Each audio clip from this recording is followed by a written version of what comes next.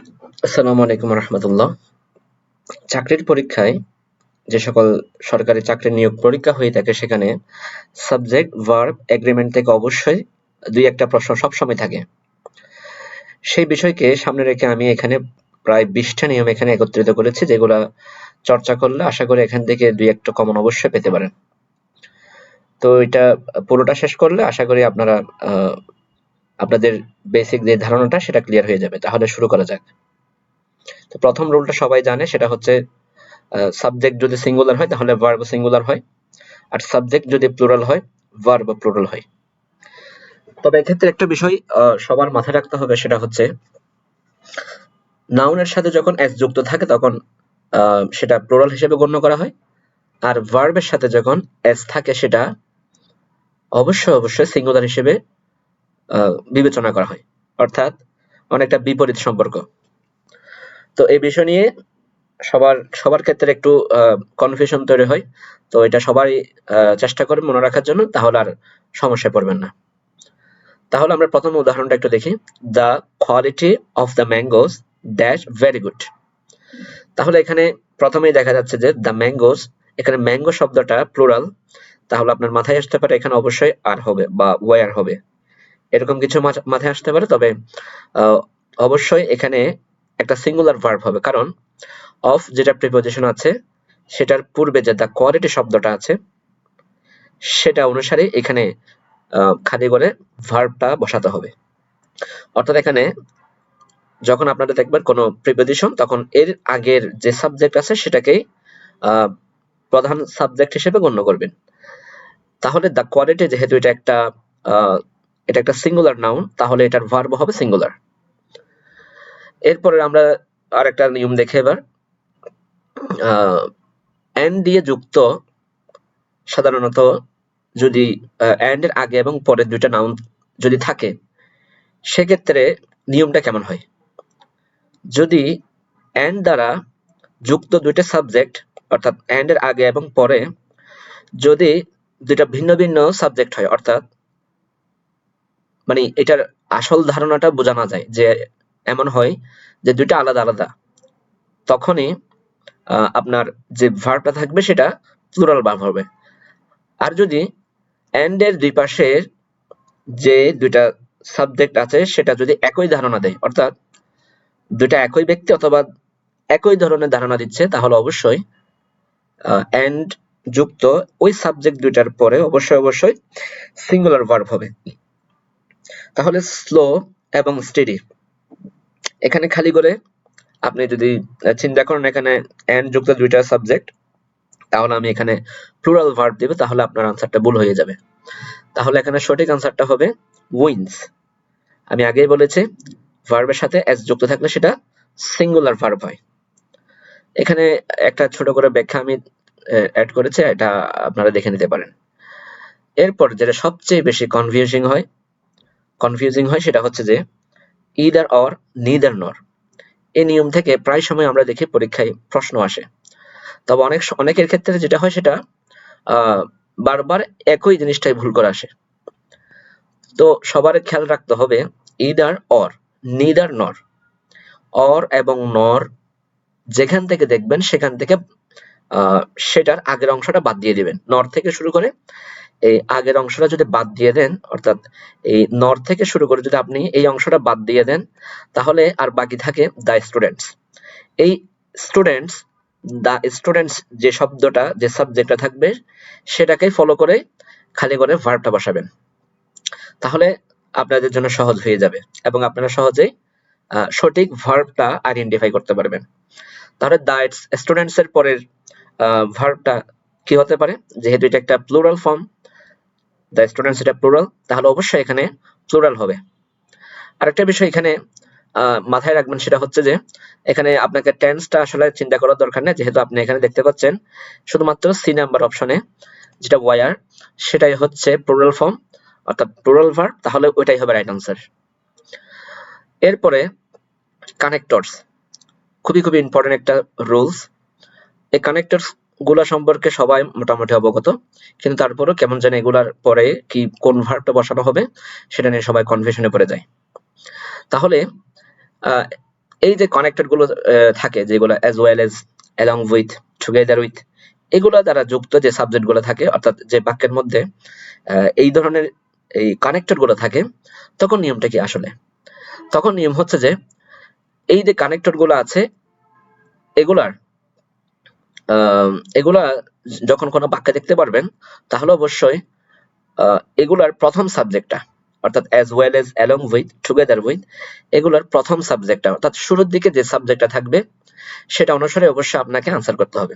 আপনি এখানে his friends অর্থাৎ রহিম as well as his friends, এখানে friends এর সাথে as দেখে আপনি যদি এখানে আনসার করতে যান তাহলে আপনার উত্তরটা অবশ্যই ভুল হয়ে যাবে। তাহলে এখানে সঠিক উত্তর হবে রহিম, এটা যেহেতু সিঙ্গুলার, থার্ড পারসন সিঙ্গুলার, অবশ্যই এটার সাথে ইজটাই হচ্ছে রাইট আনসার।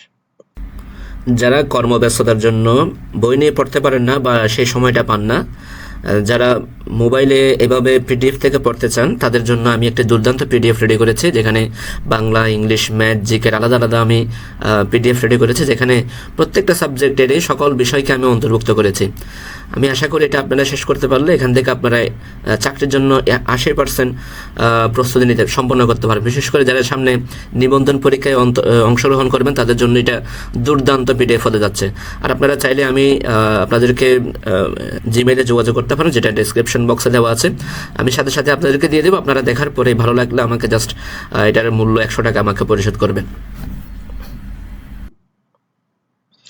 এরপরে 5 নাম্বার নিয়মটা যদি দেখেন আপনি, সেখানে রয়েছে ইচ, এভরি, এভরিওয়ান। এটাও খুবই গুরুত্বপূর্ণ নিয়ম, কারণ ইদার অর নিদার নরের মতো এই নিয়মের মধ্যে অনেকে ভুল করে থাকেন। তাহলে ইচ, এভরি, ইদার, নিদার বা ওয়ান অফ থাকলে তবে পরের নাউনটা কি হবে? নাউনটি অবশ্যই প্লুরাল হবে। সরি, যদি নাউনটা প্লুরাল হয় অবশ্যই মনে রাখবেন ভার্বটি অবশ্যই সিঙ্গুলার হবে।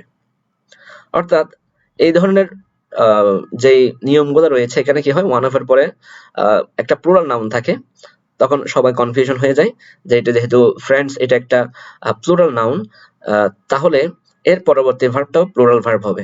আসলে এখানে মূলত এখানে মিন করা হয় যেটা শুরুতে ওয়ান থাকে, সে ওয়ানটাকে মিন করা হয়। অর্থাৎ এটা যদি আপনি অর্থ করতে চান তাহলে অর্থটা হয় ওয়ান অফ মাই ফ্রেন্ডস, অর্থাৎ আমার বন্ধুদের মধ্যে একজন, ওই ওয়ানটাকেই মিন করা হয়। তাহলে ওই ওয়ান অনুসারে সেখানে ভার্বটা হবে, অর্থাৎ ফ্রেন্ডস অনুসারে হবে না। তাহলে এই ক্ষেত্রে আপনার সঠিক উত্তর হচ্ছে ইজ। আশা করি আপনারা বুঝতে পেরেছেন। এরপর আমি 6 নম্বর নিয়মে যেটা রেখেছি সেটা হচ্ছে খুবই গুরুত্বপূর্ণ নিয়ম, অনেকে এটা জানেন তারপরেও সেটা অনেক সময় কনফিউশন তৈরি করে, তাই এটা আমি এখানে রেখেছি। Indefinite pronounce. ইনডিফিনিট প্রোনাউন্স গুলো আপনাদের জানার দরকার নেই, এখানে আমি কতগুলা প্রোনাউন্স রেখেছি দেখেন, everybody, somebody, nobody, everyone, someone, no one, everything, nothing. এই ধরনের যে প্রোনাউন গুলো রয়েছে সাধারণত এই প্রোনাউন গুলোর শেষে অবশ্যই সিঙ্গুলার ভার্ব হবে, কারণ এগুলা সিঙ্গুলার। যেমন এভরিবডি, অবশ্যই এরপরে আপনারা জানেন এখানে ওয়ান্টস হবে, এগুলো সবাই জানেন, তবে সবাই যেটার মধ্যে একটু মাঝে মধ্যে গুলাই যান সেটা হচ্ছে এভরিথিং, তারপর নাথিং, এই শব্দগুলোর মধ্যে এগুলো সেম রুল। এরপর 7 নম্বর নিয়মে যখন আপনি দেখবেন সেখানে হচ্ছে কালেকটিভ নাউন। আশা করি সবাই কালেকটিভ নাউন সম্পর্কে অবগত রয়েছেন। যদি এটা আপনাদের এটা নিয়ে সমস্যা থাকে তাহলে আমাকে কমেন্টে জানান, অবশ্যই আমি এটা নিয়ে একটা আলাদা ক্লাস নেব। কালেকটিভ নাউন যেগুলা সাধারণত যেমন জুরি, কমিটি, টিম, ফ্যামিলি, ক্লাস, এই ধরনের যে শব্দগুলো রয়েছে এগুলো আসলে কি, এগুলো যখন থাকবে তখন আপনার মনে রাখতে হবে যখন এটা এককভাবে, অর্থাৎ দা জুরি যখন বলে, যখন জুরিটা সবাই মিলে কোন একটা সিদ্ধান্তে পৌঁছায়, যেমন কমিটি, টিম সবাই মিলে যখন কোন একটা সিদ্ধান্তে পৌঁছায় এমন অর্থ প্রদান করে, অর্থাৎ সবাই মিলে একটা কাজ করছে সেটা যখন প্রদান করবে অর্থ, তখন অবশ্যই ভার্বটা সিঙ্গুলার হবে, ভার্বটা সিঙ্গুলার হবে। আর যদি এমন হয় যে বিভক্তি তৈরি হয়, অর্থাৎ জিউরি বা কমিটি বা টিম, ফ্যামিলি, এই ধরনের যে শব্দগুলো রয়েছে তারা যদি এককভাবে অর্থাৎ ঐক্যবদ্ধভাবে কোনো কাজ না করে বা কোনো সিদ্ধান্তে না গিয়ে এমন হয় যে তাদের মধ্যে ভাঙন সৃষ্টি হয়, অর্থাৎ সবাই মিলে একটা সিদ্ধান্তে আসতে পারেনি, এমন যদি অর্থ প্রদান করে তাহলে অবশ্যই প্লুরাল হবে।